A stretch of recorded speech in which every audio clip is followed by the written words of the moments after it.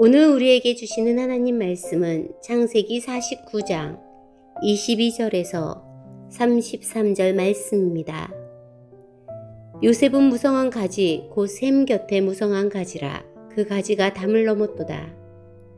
활 쏘는 자가 그를 학대하며 적개심을 가지고 그를 쏘았으나 요셉의 활은 도리어 굳세며 그의 팔은 힘이 있으니 이는 야곱의 전능자 이스라엘의 반석인 목자의 손을 힘입음이라. 내 아버지의 하나님께로 말미암나니 그가 너를 도우실 것이요 전능자로 말미암나니 그가 내게 복을 주실 것이라. 위로 하늘의 복과 아래로 깊은 샘의 복과 젖먹이는 복과 태의 복이리로다. 내 아버지의 축복이 내 선조의 축복보다 나아서 영원한 산이 한없음 같이 이 축복이 요셉의 머리로 돌아오며 그 형제 중 뛰어난 자의 정수리로 돌아오리로다. 베냐민은 물어뜯는 일이라. 아침에는 빼앗은 것을 먹고 저녁에는 움킨 것을 나누리로다. 이들은 이스라엘의 12지파라. 이와 같이 그들의 아버지가 그들에게 말하고 그들에게 축복하였으니 곧 그들 각 사람의 분량대로 축복하였더라. 그가 그들에게 명하여 이르되 내가 내 조상들에게로 돌아가리니 나를 햇사람 에브론의 밭에 있는 굴에 우리 선조와 함께 장사하라. 이 굴은 가나안 땅 마물렛 앞 막벨라 밭에 있는 것이라. 아브라함이 햇사람 에브론에게서 밭과 함께 사서 그의 매장지를 삼았으므로 아브라함과 그의 아내 사라가 거기 장사되었고 이삭과 그의 아내 리브가도 거기 장사되었으며 나도 레아를 그곳에 장사하였노라. 이 밭과 거기 있는 굴은 햇사람에게서 산 것이니라. 야곱이 아들에게 명하기를 마치고 그 밭을 침상에 모으고 숨을 거두니 그의 백성에게로 돌아갔더라.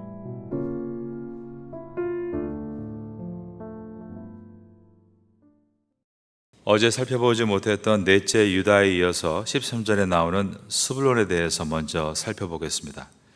스불론은 다섯 번째로 야곱의 권면과 축복을 받고 있지만 나이상으로는 10번째 아들이었습니다. 13절입니다. 스불론은 해변에 거주하리니 그곳은 뱀에는 해변이라. 그의 경계가 시돈까지리로다. 스불론에 대한 야곱의 축복은 간단합니다. 그의 후손이 살게 될 곳과 지경에 대해서 얘기해 주었습니다. 스불론 지파는 해변에 거주하게 될 것이다 라고 했는데 정확하게는 지중해와 갈릴리 바다 사이에 위치해 있습니다. 스불론 지파가 얻게 될 지경이 여호수아 19장 10절 이하에 자세하게 기록이 되어 있습니다.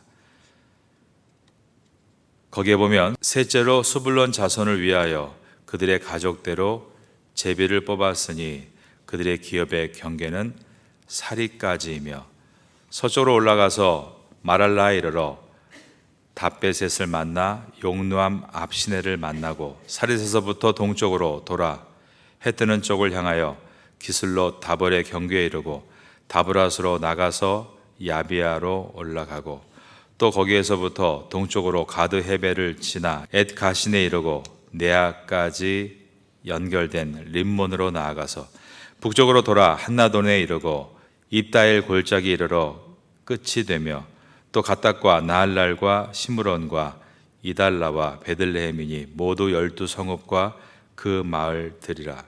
스불론 자손이 그들의 가족대로 받은 기업은 이 성읍들과 그 마을들이었더라. 이 지역을 지도상에서 보면 지중해와 갈릴리 바다 사이였다는 것을 보게 됩니다. 사사기서를 보면 이 스불론 지파는 매우 용감한 지파로 나와 있고 생명을 아끼지 않고 연합전쟁에 싸워서 드보라에게 칭찬을 받았던 지파입니다. 그 다음은 이사갈에 대한 말씀입니다. 14절입니다. 이사갈은 양의 우리 사이에 꿇어앉은 건장한 나귀로다. 이사갈은 스불론보다 하나 위인 9번째 아들입니다. 그가 6번째로 축복을 받고 있습니다. 야곱이 그에게 한 축복의 내용은 이사갈은 건장한 나귀와 같다라는 것입니다. 히브리어를 그대로 해석하면 뼈의 나귀라는 단어인데 골격이 좋은, 나중에 그들이 정착한 곳이 갈릴리 아래쪽 왼편에 아주 풍요로운 곳이었습니다. 그런데 15절은 좀 부정적인 내용으로 말을 이어갑니다. 그는 쉴 곳을 보고 좋게 여기며 토지를 보고 아름답게 여기고 어깨를 내려 짐을 메고 압제 아래에서 섬기리로다.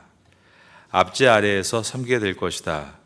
이것을 직역하면 노예 족속이 될 것이다 라는 뜻입니다. 이스라엘 역사에 있어서 이사갈 지파가 상부 지배 계층을 형성하지 못하고 지배를 받는 계층이 되는 것을 볼 때 이 야곱의 예언도 그대로 이루어지게 됩니다. 이사갈이 건장한 나귀와 같다라고 했습니다. 뼈가 굵고 즉 통뼈이고 그리고 좋은 땅을 얻었습니다. 그런데 이와 같이 힘과 또한 기회가 있음에도 불구하고 나중에 지배와 압제를 당하는 모습을 볼 때 자기 재능만을 믿고 풍족한 환경만을 의지하고 안주하는 것이 얼마나 어두운 결과를 주는가를 우리에게 생각하게 해줍니다. 여러분은 안주하지 않고 늘 깨어 주와 함께 동행함으로 살아있는 성도가 되시고 달려가는 성도가 되시고 주와 함께 날아오르는 성도가 될 수 있기를 예수님의 이름으로 축원합니다.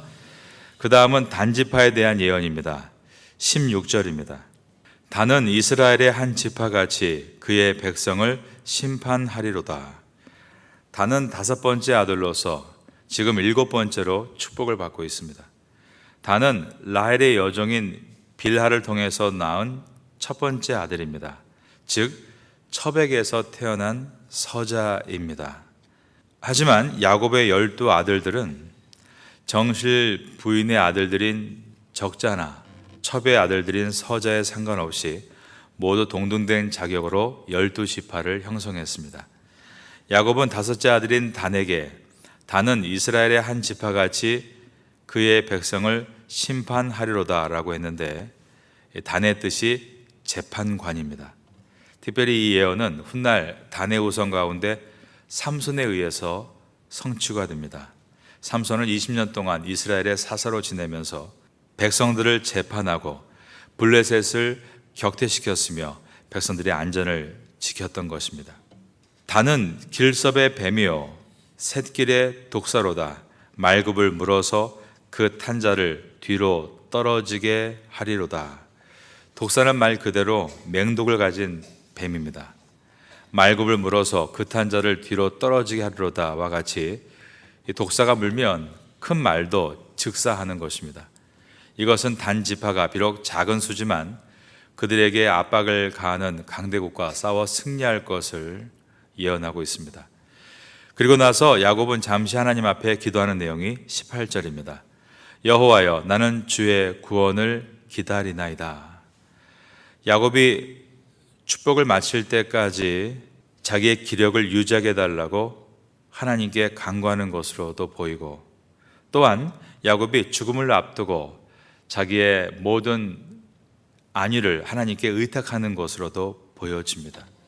이처럼 야곱은 축복 가운데 또한 자신을 주께 의탁하며 기도한 다음에 또 이어서 힘을 내어서 갓에게 축복합니다. 갓은 7번째 아들로서 8번째로 축복을 받고 있습니다. 갓에 대해서는 딱 한 절만 기록되어 있는데 19절입니다. 갓은 군대의 추격을 받으나 도리어 그 뒤를 추격하리로다. 이것은 갓 지파의 용감성을 예언하고 있습니다. 그들은 나중에 요단강 동편의 땅을 얻는데 여러분 요단강 동편은 동방 족속들로부터 노출된 곳이었습니다. 그러나 그들은 그러한 침략자들을 성공적으로 격퇴시키며 오른편에서 이스라엘의 방어막을 형성하게 됩니다. 그 다음에 아셀 지파에 대한 예언입니다. 8번째 아들인 아셀은 9번째로 축복을 받고 있습니다. 마찬가지로 딱 한 절로 되어 있는데 20절입니다. 아셀에게서 나는 먹을 것은 기름진 것이라 그가 왕의 수라상을 차리리로다.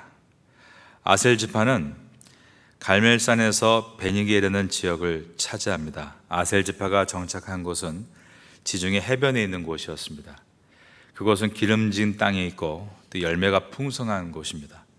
후에 솔로몬 왕은 여기서 생산되는 곡식으로 두로 왕 히람에게 양식을 공급했다. 이 내용이 열왕기상 5장 11절에 기록이 되어 있습니다. 이처럼 또 아셀 지파에 대한 예언을 마치고 이어서 납달리가 축복을 받습니다. 21절입니다. 납달리는 노인 암사슴이라 아름다운 소리를 발하는도다. 납달리는 6번째 아들로서 10번째로 축복을 받고 있습니다. 납달리는 노인 암사슴이라 아름다운 소리를 발하는도다 라고 했는데, 이 납달리 지파가 마치 사슴과 같이 외부의 공격으로부터 자기를 방어하는데 민첩하고 능숙한 자들이 될 것임을 예언하고 있습니다. 가나안 왕 야빈의 군대가 이스라엘을 침략하였을 때 납달리가 이를 성공적으로 격퇴한 내용이 사사기서 4장에 기록이 되어 있습니다. 이어서 야곱은 요셉을 축복합니다. 요셉은 11번째 아들로서 11번째로 축복을 받고 있습니다. 하지만 요셉의 두 아들인 에브라임과 므낫세가 각각 이스라엘의 지파가 될 것이라고 이미 앞에서 축복을 받은 바가 있습니다. 그런데 다시 한번 야곱은 요셉을 축복합니다. 22절입니다. 요셉은 무성한 가지 곧 샘 곁에 무성한 가지라 그 가지가 담을 넘었도다. 비록 가뭄이 심한 지방이라 할지라도 샘 곁에 숨겨진 나무는 시편 1편의 말씀과 같이 시냇가에 심은 나무는 시절을 따라 과실을 맺습니다. 그 같은 자연의 재해를 당하지 않는 축복이 샘 곁의 나무입니다. 이와 마찬가지로 요셉의 가문은 외부 상황에 개의치 않고 항상 번창할 것이다 라고 축복해 주었습니다. 이러한 예언은 요셉의 두 아들인 에브라임과 므낫세 지파를 통해 충분히 성취가 되게 됩니다. 그 가지가 담을 넘었도다라는 말은 요셉이 애굽에서 자기 자녀들만 잘 키워낸 것이 아니라 형제들을 돌아보고 그들을 구원하고 훗날에도 이 요셉의 가문이 즉 에브라임과 므낫세 지파가 다른 지파들을 돕는 일을 하게 될 것을 보여줍니다. 찬양 중에 너는 담장 너머로 뻗은 나무라는 가사가 있는데요. 담장 너머로 뻗은 나무, 이것과 같이 축복을 다른 사람에게 전가시키는 이 요셉의 모습은 우리가 파타야에 살면서 우리도 이러한 삶을 살아야겠다는 꿈을 갖게 만들어줍니다. 그 가지가 담을 넘었도다. 이 말씀처럼 여러분도 담장 너머로 뻗는 나무와 같은 그런 귀한 주의 성도가 될 수 있기를 예수님의 이름으로 축원합니다. 야곱 마지막으로 12번째 막내 아들인 베냐민을 축복합니다. 27절입니다. 저와 같이 읽겠습니다. 시작. 베냐민은 물어뜯는 일이라 아침에는 빼앗은 것을 먹고 저녁에는 움킨 것을 나누리로다. 야곱이 베냐민에 대해서 한 예언은 단 한 절이지만 이 한 절 안에 베냐민 지파의 호전적인 성격을 생생하게 묘사하고 있습니다. 그리고 이 기질을 가장 잘 볼 수 있었던 인물이 베냐민 지파에서 나온 사울 왕이었습니다. 이스라엘 초대왕 사울은 베냐민 지파로서 하나님의 뜻보다는 왕위를 지키기 위해서 다윗이 왕이 될지 모른다는 불안한 마음 때문에 남은 인생을 다윗을 추격하고 그를 시기하고 미워하는 일에 다 쏟고 말았습니다. 그것을 베냐민은 물어뜯는 일이라 아침에는 빼앗은 것을 먹고 저녁에는 움킨 것을 나누리로다 라고 표현한 것입니다. 이렇게 야곱은 12아들 모두에게 권명과 또한 경고와 축복의 말을 마칩니다. 28절입니다. 이들은 이스라엘의 12지파라 이와 같이 그들의 아버지가 그들에게 말하고 그들에게 축복하였으니 곧 그들 각 사람의 분량대로 축복하였더라. 여기에 보면 분량이라는 단어가 나오고 있습니다. 이 분량은 그럼 무엇을 말하는 것입니까? 이 분량은 운명을 말하는 것이 아닙니다. 처음에 12아들은 비록 여러 모양으로 적자로 태어나고 서자로 태어났습니다. 그러나 하나님은 그들 모두에게 같은 기회를 주셨습니다. 그러나 어떤 사람은 장자가 됐음에도 불구하고 장자의 직분을 망각한 사람이 있고, 또 어떤 사람은 귀한 자리에 섰음에도 불구하고 그 길을 지키지 않고 갈지자로 엇갈려 가는 사람도 있었습니다. 그리고 나서 이제 야곱이 죽기 전에 그들에게 각 사람의 분량대로 축복하고 있다는 말은 그들의 인생을 어떻게 살았는가에 따라 그 분량대로 하나님께서 그들을 부르고 계시다는 뜻입니다. 우리도 마찬가지입니다. 하나님 앞에 부름받아 성도가 되어 이 땅에서 각자의 사명을 감당하고 나아가고 있습니다. 어떤 잘못된 신앙을 가진 이들과 같이 예수 믿으면 구원받는다, 이 한 가지를 가지고 심지어 나는 주일날 교회를 잘 나오지 않아도 구원을 받는다, 그렇게 불확실한 구원 하나만을 가지고 살고 있는 사람과 예수 믿고 구원받는 것뿐 아니라 풍성한 삶을 주님이 약속하셨다, 그 은혜를 붙들고 매일매일 이 태국 땅에서 풍성한 삶을 만들어가는 사람과 어떻게 그 분량이 같다라고 말할 수 있겠습니까? 예수님 믿고 나서 매일 새벽에 나와 기도하며 자신을 쳐서 복종하는 사람과 예수님 믿고 나서도 항상 자고 자기의 삶을 위해 사는 사람과 어떻게 같은 분량이라고 말할 수 있습니까? 요셉이 11번째 아들이었는데 그가 이러한 축복을 받는 이유가 어디에 있는 것입니까? 그의 분량이란 무엇을 말하고 있는 것인가? 우린 스스로에게 질문을 던지게 됩니다. 여러분들은 깨어 기도하고 삶을 견고하게 세워가심으로 하나님께서 이 파타야를 과연 누구에게 맡길 것인가 생각하실 때 여러분의 분량이 하나님 눈에 들어오고 주 앞에 쓰임받게 될 수 있기를 예수님의 이름으로 축원합니다. 축복을 마친 야곱은 자신을 애굽 땅이 아닌 약속의 땅 가나안에 장사할 것을 당부합니다.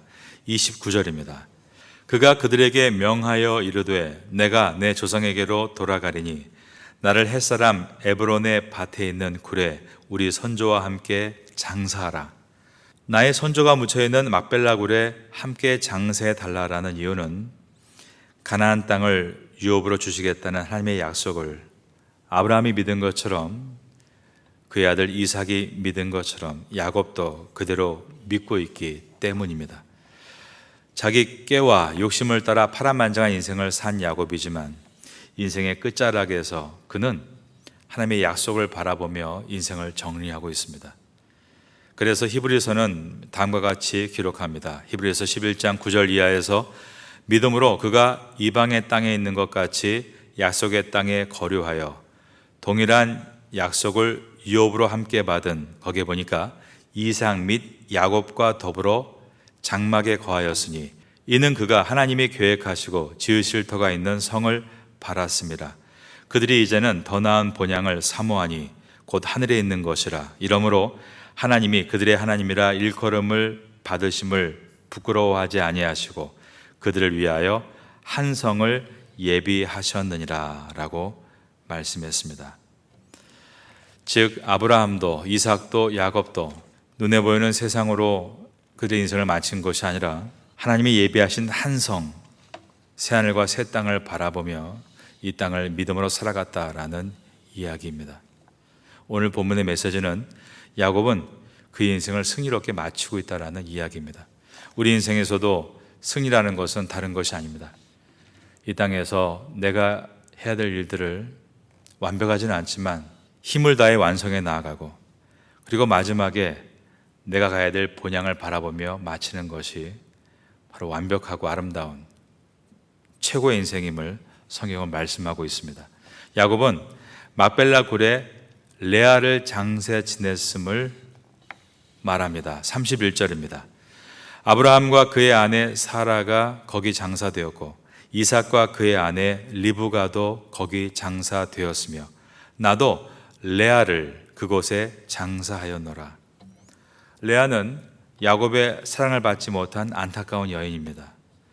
아브라함과 사라, 이삭과 리브가가 함께 막발레 굴의 장사가 된 후에 이제 야곱은 자신의 아내 가운데 사랑했던 라헬이 그 막벨라 굴에 장사 지내지 않고 자신이 사랑하지 않았던 레아가 그 막벨라 굴에 장사 지낸 것을 여기서 말하고 있습니다. 여러분, 야곱이 사랑한 라헬은 어디에서 죽었습니까? 베델 근처인 에브랏길에서 죽었습니다. 거기에 묻혔습니다. 그런데 야곱은 마지막 자신이 죽기 전에 나의 할아버지였던 아브라함과 할머니였던 사레가 묻힌 곳, 그리고 나의 아버지였던 이삭과 어머니였던 리브가가 묻힌 곳, 그리고 나보다 먼저 죽은 레아가 묻힌 곳을 말하고 있는 것은 야곱은 늘 내가 원하는 것, 내가 바라는 것을 선택한 사람이고 그것만을 생각하는 사람이었고 내가 좋아하지 않는 것, 내가 선택하지 않은 것에 대해서는 등을 돌리는 사람이었었습니다.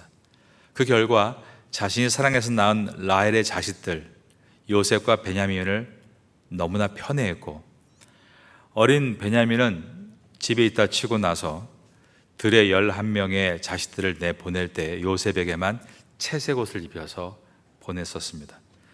들판에 있는 10명의 자식들이 흑백 영화의 장면과 같이 색이 없는 무명 옷을 입고 있는데 요셉만 마치 칼라 TV를 보듯이 혼자 색동 옷을 입고 돌아다녔다는 것입니다. 야곱은 자신이 싫은 것은 거들떠도 보지 않는 사람이었습니다. 그러나 나이가 들고 여러 고난을 겪으면서 그는 그가 낳은 모든 자식들이 다 하나님의 섭리 안에 있는 것임을 깨닫고 있고 그들은 12아들을 동일하게 축복해 주면서 그 자식들을 낳아준 레아가 먼저 자기보다 조상의 무덤이 막발레아 굴에 안치되는 것을 보면서 꼭 내가 좋아하고 내가 원하는 것을 성취하는 것이 그것이 인생의 성공이 아니라 어떤 경우에는 내가 좋아하지 않았고 원하지 않았어도 하나님은 그 모든 것을 통하여서 나를 이끌어 가신다는 것을 깨달으며 자신의 인생이 주인이 하나님이심을 고백하는 말이었습니다. 이제 모든 축복과 당부의 말을 마친 야곱이 숨을 거두게 됩니다. 자, 이제 마지막 절인 34절을 보겠습니다. 야곱이 아들에게 명하기를 마치고 그 발을 침상에 모으고 숨을 거두니 그의 백성에게로 돌아갔더라. 그는 이렇게 이스라엘 12지파의 기초를 다지는 사명을 감당하고 조상에게로 돌아갑니다. 하나님은 그를 통해 선포하신 모든 약속과 축복을 이제 이스라엘 12지파를 통해 온전히 이루어 가실 것입니다. 야곱의 인생은 참으로 우여곡절이 많은 인생이었습니다.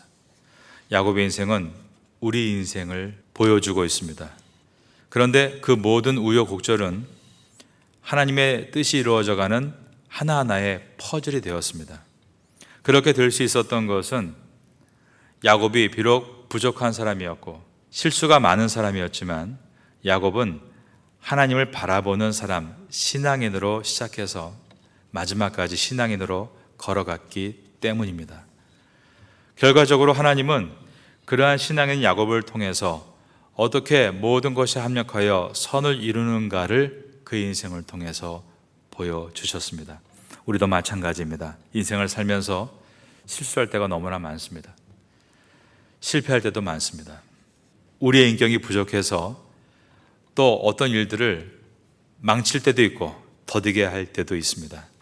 그러나 야곱이 처음에 남의 발꿈치나 잡는 설익은 인생으로 시작했다 할지라도 나중에 하나님과 땀 흘리는 얼굴을 비벼가며 씨름하듯 기도하는 자가 되며 하나님을 닮아가서 마침내 이스라엘이 된 것처럼 하나님을 바라보는 신앙인은 결국 마침내 승리하게 되고 모든 것이 합력하여 선을 이루게 된다라는 이 말씀은 야곱을 통해서 그대로 이루어지게 되었습니다.